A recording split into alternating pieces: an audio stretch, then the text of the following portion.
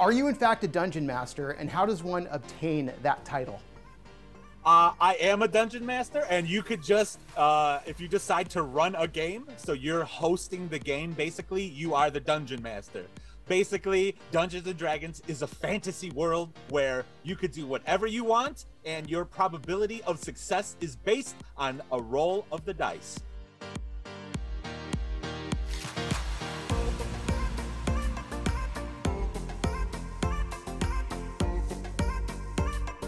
Greetings and welcome to another episode of Perspectives. My name is Kevin Gebel and I'm the senior content writer here at ChefWorks.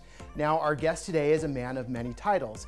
He is a chef, he is a former corporate chef for McDonald's, he is a social media icon, he is a pop culture enthusiast, he is a dungeon master, he's got more dye than a Las Vegas casino.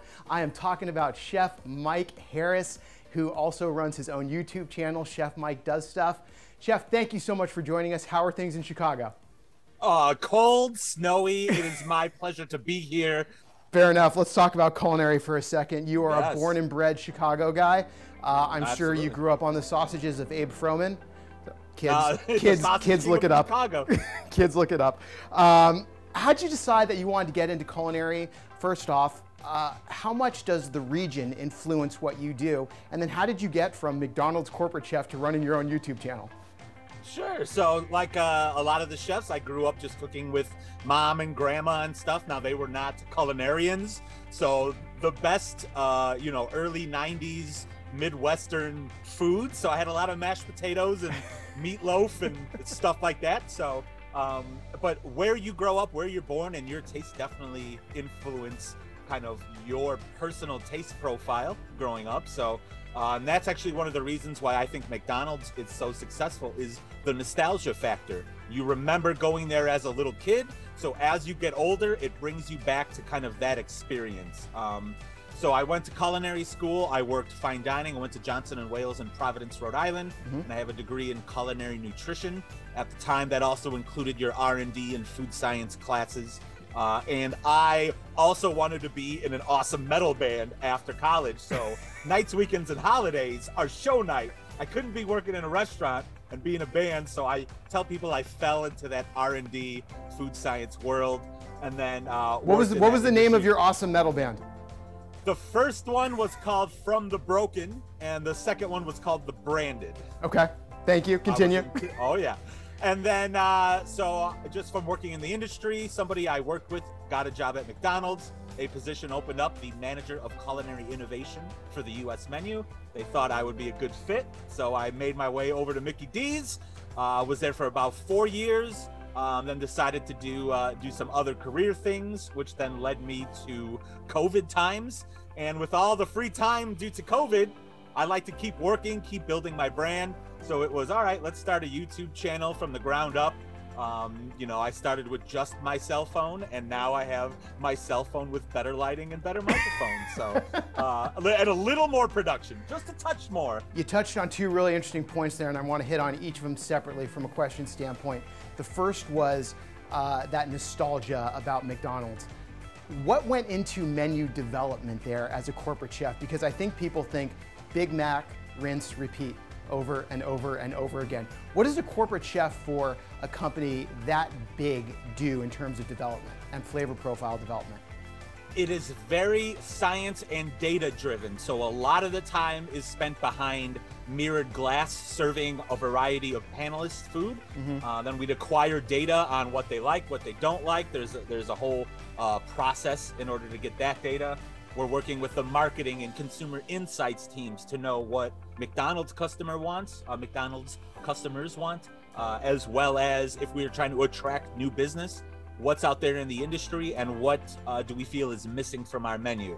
So a lot of work it goes through there, but most importantly, especially for an R&D chef, it is irrelevant what I want on the menu. If I like a thing, it does not matter because I'm not the customer. I'm serving 31 million people a day in the United States, and whatever the customer entails, even other jobs I've had not at McDonald's, it's very data driven. So that R&D mindset is a little different than a regular chef whose name's on the door. because they're coming to eat that person's fare, where I am developing things with a specific target in mind. So it's a little bit of a different mentality when developing things for a restaurant like McDonald's. Is the recipe for the McRib hidden with the original ending of The Sopranos? The McRib recipe, the Szechuan sauce recipe, and probably all of the characters that you don't see anymore are all in a vault somewhere, signed by a stack of NDAs and and paperwork saying do not share this information. The other thing that you mentioned was brand. The old days. You go to culinary school, you become a cook, then a sous chef, then an executive sous chef, and then hopefully an executive chef, and then one day you open your own brick and mortar. Very different times now. You have to develop your brand. What does it mean to be a chef in 2021? So obviously social media is something, whether that's good or bad, it exists, and brands and other brands are using it for a variety of reasons. So when I talk about the Chef Mike brand, I mean, if you go on any of my social media pages, because I use it in more a professional capacity, I seldomly talk politics, I don't talk religion, I don't swear very much. The type of content I engage in and I share is kind of specific towards me. So when you engage with me on social media, you're more than likely getting a response, and it's gonna be somewhat PG rated and approachable and all that. So it's very much you develop what you want the eyes to see, and especially things like COVID, where everybody is at home or should be at home. That social media is free promotions for your restaurant or your business. So making sure you're social media savvy is something that's incredibly important, along with your standard kind of marketing and promotion of a restaurant or whatever it is. So it's a very valuable tool when you can use it right, and you realize that you have to kind of weave through all of the trash that's on the internet to really understand what you're doing and get results. Now, pop culture and culinary have always sort of found an intersection, whether it's that Abe Froman dad joke I just made, or if we talk about, the super fans and, from Saturday Night Live, he's having another heart attack. Where do you see that, or where do you, I should say, intersect with pop culture and culinary? Sure. So what happened with me is, because I worked at McDonald's, I started getting a little bit of a social media following, but in my real life, when my hobbies and everything are video games, kind of nerdy movies, Dungeons and Dragons, tabletop RPGs and stuff like that. So I inherently talk about that a lot on social media. And because I already had a following, another portion of the people that follow me are those types of nerds. They may not follow me for culinary reasons, but they follow me because I talk about how many dice I have, or the newest video game that I got, my PS5. I got it right out of the gate, and I've been platinuming as many trophies as I can with a variety of games. But speaking of die, off the top of your head, do you know exactly how many you have? I have at least like 55 sets, I think, or something like that. and that's small time compared to a lot of Dungeons and Dragons enthusiasts and other tabletop role player folk.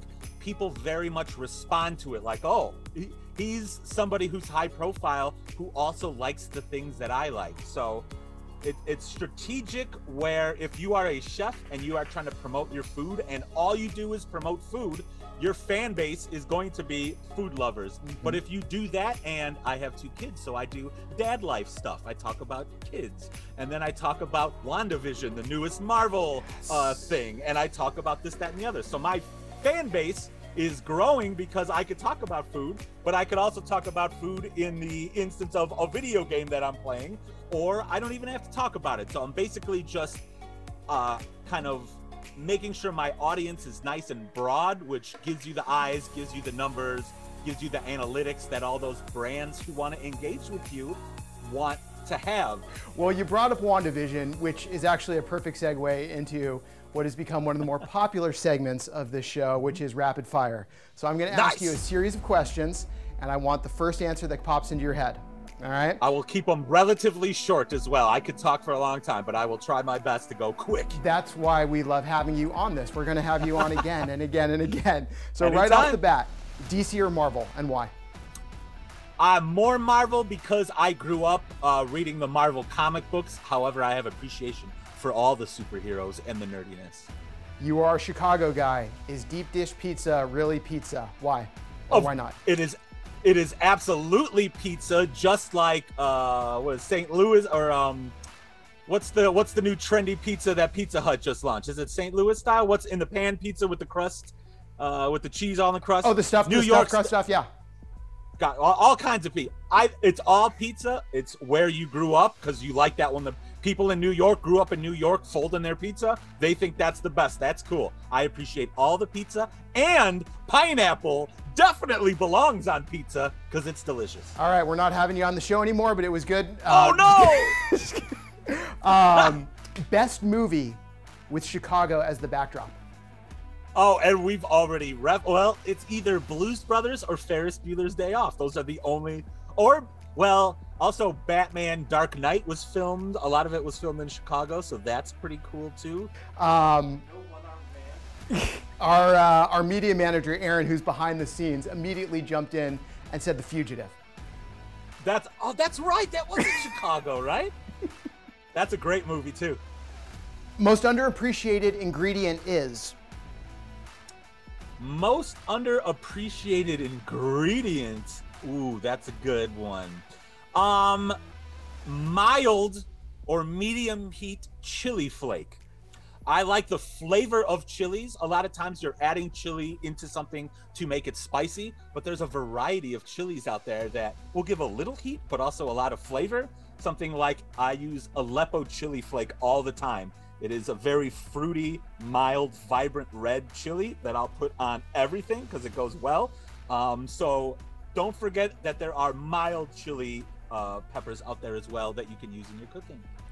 Better cameo, Matt Damon in Euro Trip or Tom Cruise in Tropic Thunder? Tom Cruise in Tropic Thunder only because his character was so ridiculous that, I mean, that was I think that was a funnier cameo in my opinion. All right. Do you recognize the existence of Godfather 3? I do, and I've seen the Godfathers in sequential order. I've seen them in the order that they appeared. I mean, you know, there was a lot of trilogies out there where unfortunately the entertainment value drops off some, but it exists. It's in the universe. It is canon, so I usually stick with it. And then last question I always like to ask chefs, what's your best culinary memory? My best culinary memory was when I was an intern I was doing an externship in Virginia Water, Surrey, England at the Wentworth Club, very upscale, posh country club. And it was the first time that the French chef did not yell at me. And at the end of service, he was like, his compliment is, Chef Mike, I did not yell at you today. And walked away. And I was like, yeah, winning! So it must have been like 2 months in, I was a commis chef. And that was the best compliment I could ever get. I didn't get yelled at today. I love it. Chef, thank you so much for joining us on Perspectives. This was so much fun, and we are definitely going to have to do it again. Anytime. I could do this for like 4 hours next time. We'll make it you and like me both. We'll do an 8-part series on Chef Mike. Love it. Awesome. My thanks again to Chef Mike Haracz for joining us on Perspectives. You can check him out on his YouTube channel, Chef Mike Does Stuff. If you like what you saw from us, please make sure you subscribe. Also, if you want to read more from Chef Mike, you can follow the text below to blog.chefworks.com, where he was recently featured along with several other chefs. Thank you again for watching Perspectives. Until next time, eat well, drink well, and be well.